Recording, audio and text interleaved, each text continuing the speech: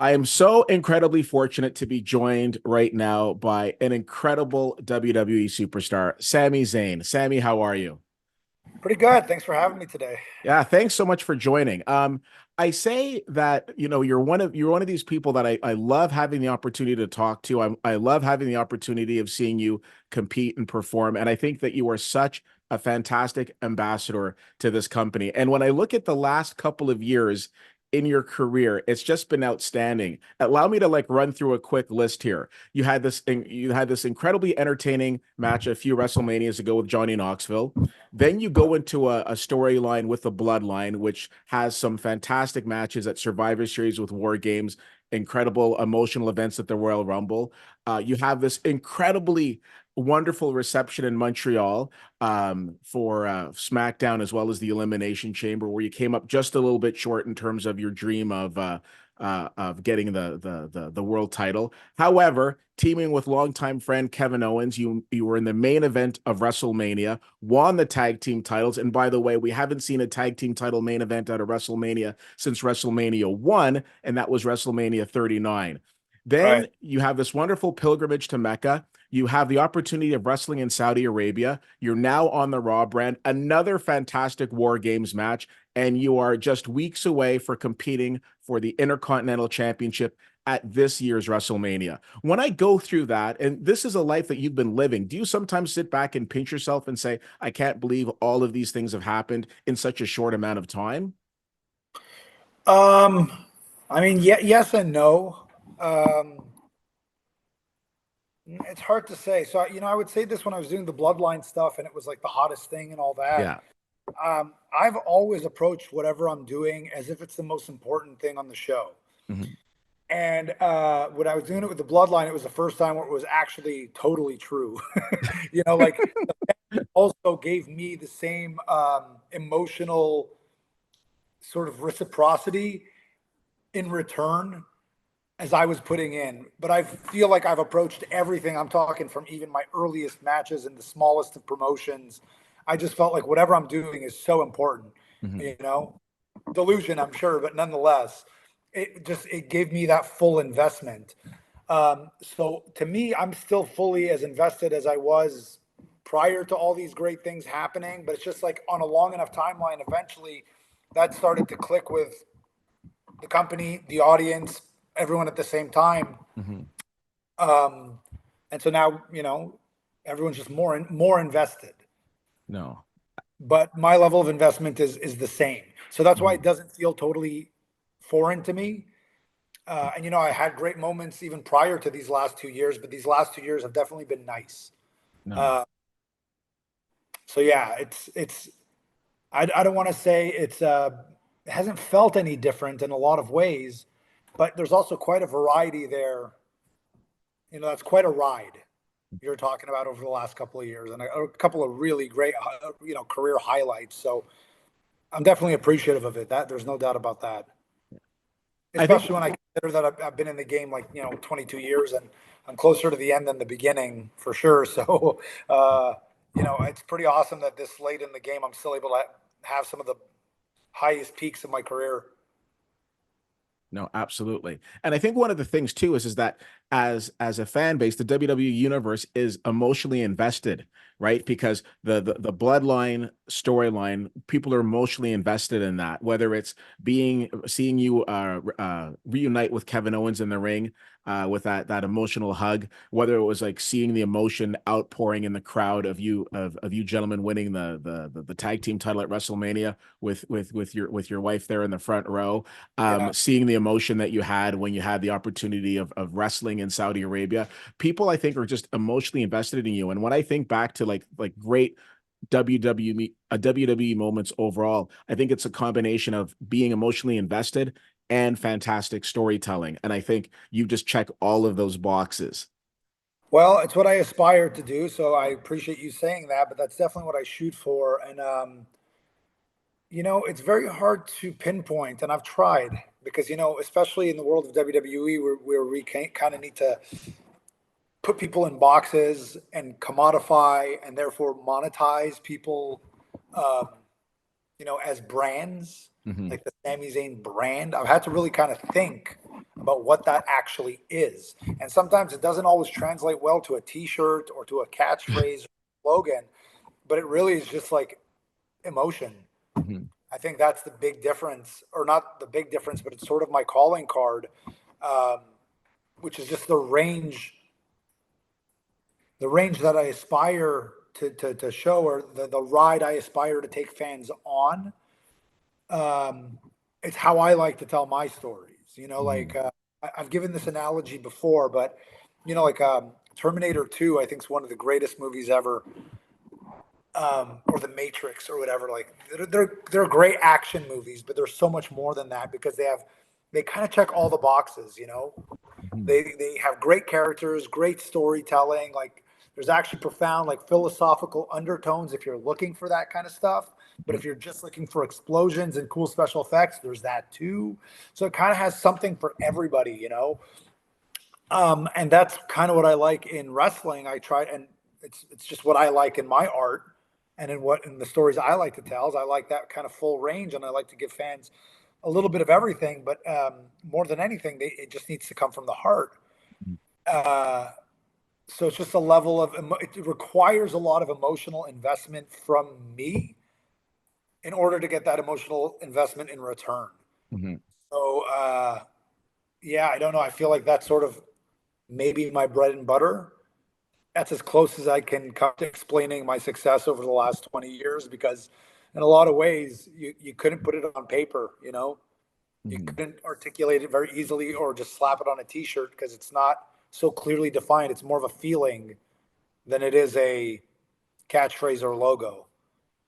No, fair, fair. Now, I mean, I don't need to tell you this. It's a pretty busy time of year in your world. We're approaching the 40th WrestleMania. Of course, you've got the Intercontinental Championship match coming up with Gunter, Yeah. but also we've got some exciting events a little ways down the line coming up back in Canada. Yeah. This is an incredible weekend. We've got SmackDown on July the 5th, Money in the Bank on July the 6th, NXT Heatwave on July the 7th, and then back here at my hometown, the nation's capital, for a Monday Night Raw on July the 8th. Now, we've had this conversation before, but I'm always cognizant of the fact that there are some people who have not had the privilege of seeing WWE live before. What do you say to people who haven't seen a show live before? Like, what can they expect when they come, for example, to the Canadian Tire Center to see Monday Night Raw? Just a good time. I know it's like reductive, but it's the truth. It's like it's a good time, and even if it's not, I was just giving this analogy earlier. Like when we talk about emotional investment, because I think the fans right now are more emotionally invested and more like they trust the product more now than they have in a few years. I Mhm. think it's been building, but we're really in a good period right now where our fans are very receptive to whatever is coming their way. They're open Mhm. hearted. They're approaching it with an open heart and full emotional investment because they want to be on the ride.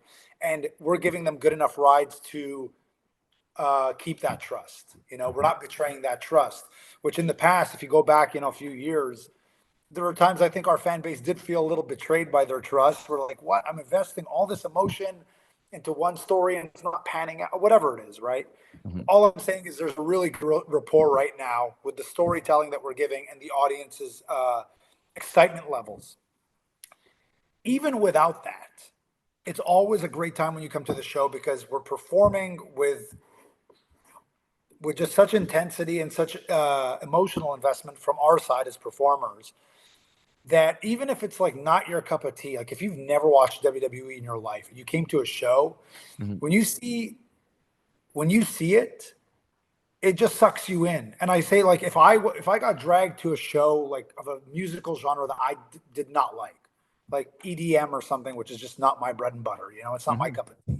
But if I was watching the performer or the DJ or whoever going like full bore, giving it 100%, there's just no way to not get sucked into that, even if it's not your cup of tea. And WWE, we're good at sucking you in, and the fans are sucked in. And even if you're like an alien that got planted in that audience, you don't know what you're a part of. You're like, ooh, this is something.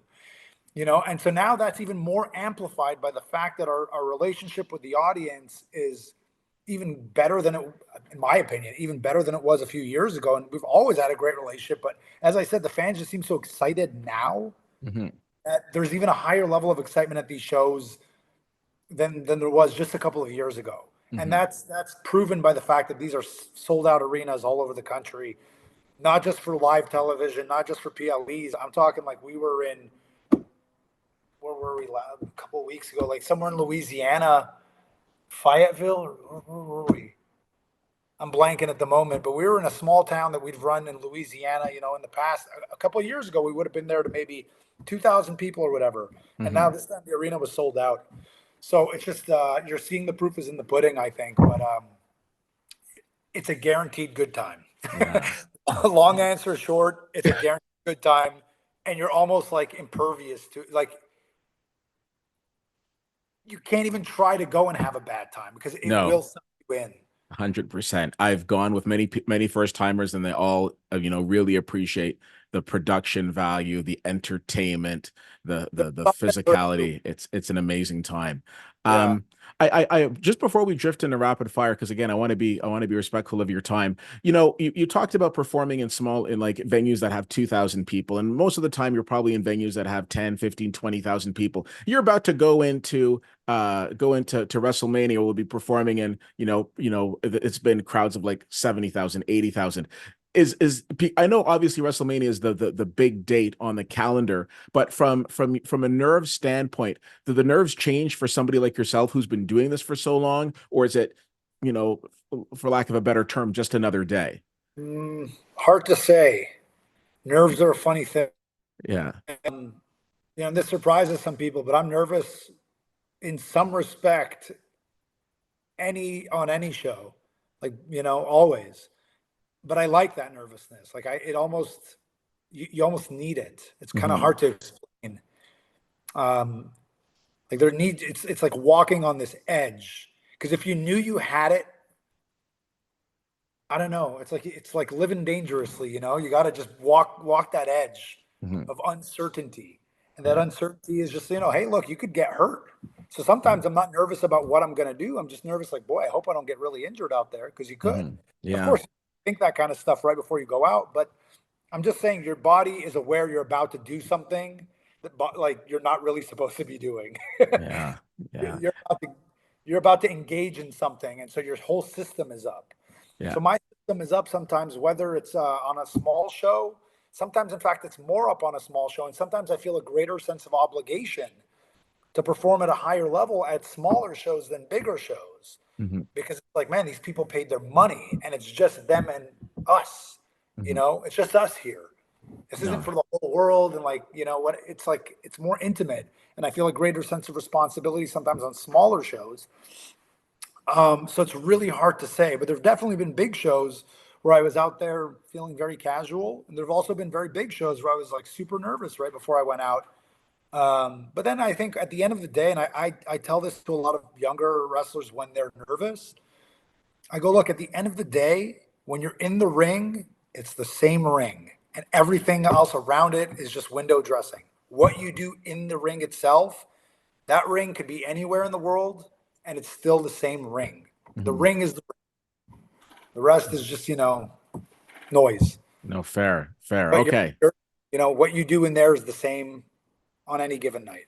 No, I appreciate that. Okay, I want to be respectful of time. We're gonna have a couple of quick rapid fire questions. I usually start off with what's your favorite movie. We did that in a previous interview. You told me it was Pulp Fiction. I remember these things, Sammy. Yeah, Okay.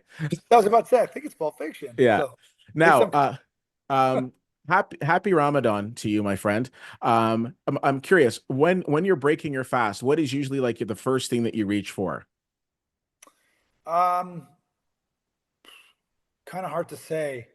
It's different. It's different now because I also didn't fast for many years, but part of it being just traveling all the time, right? So like there are exemptions also if you're traveling. Those Yeah. so you fast on those days, and I was traveling much more. Um, but so for me, I get water. Okay. Okay. The funny thing, especially growing up as a kid, is like it's so distinct. Like you're starving all day and you're dreaming of food all day, and then once you actually start eating, you think you're going to eat so much, but you just can't. You get Yeah. full, quick. No. Um, Yeah, I'd say water. Okay. Other than yours, what match are you looking forward to seeing at WrestleMania? Um, I think I think I'd go with Jay versus Jimmy. Okay. Uh, Okay. this is a loaded card, but that's kind of like first time ever, and just knowing those guys as I know them, and the history I have with them, and knowing that it's such a dream to them, and they grew up as twins and all this stuff. It's that one to me is the most interesting one. Excellent. Star Excellent. Power, Rock and Roman and Cody and all that stuff, whatever. Yeah. But to me, I think Jimmy and Jay's the one I'm keeping my eye out for the most. Nice. That will definitely be very entertaining. When is the last time you spoke to your friend Kevin Owens? Yesterday. Yeah. I love it. I love it. And my last question, obviously you travel the world, but as we mentioned, you're going to be in Canada and just after WrestleMania, Monday Night Raw is going to be in Montreal. I'm sure you're going to be well received there. And then of course, in Toronto and in Ottawa in July. What is something that you love to do in Canada that you don't usually get a chance to do maybe in some of the other places, like maybe something to eat, somewhere to go, something of that nature? It's not so specific to a thing to do or a thing to eat. It's really more the feeling of being there, which is kind of hard Okay. to explain.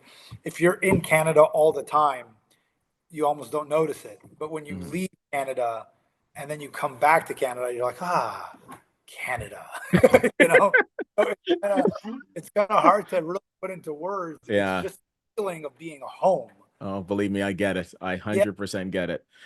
home. And look, obviously Montreal is quite literally home for me. Yeah. Bouncing back and forth between Florida and Montreal and all that, but I'm in Montreal a lot. But performing in Montreal is super special. But even when I'm going to Toronto, I'm just like, Yeah. I'm on the road for work, but I'm still home.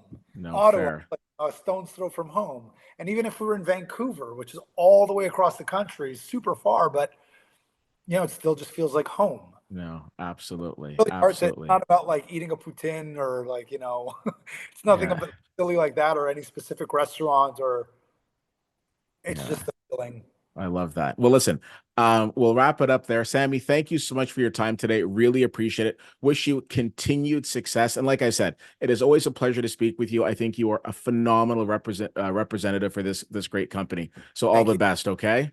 Really appreciate that. Thank you so much. All right, you take Have care. a good day. Okay, You too. bye now. Bye.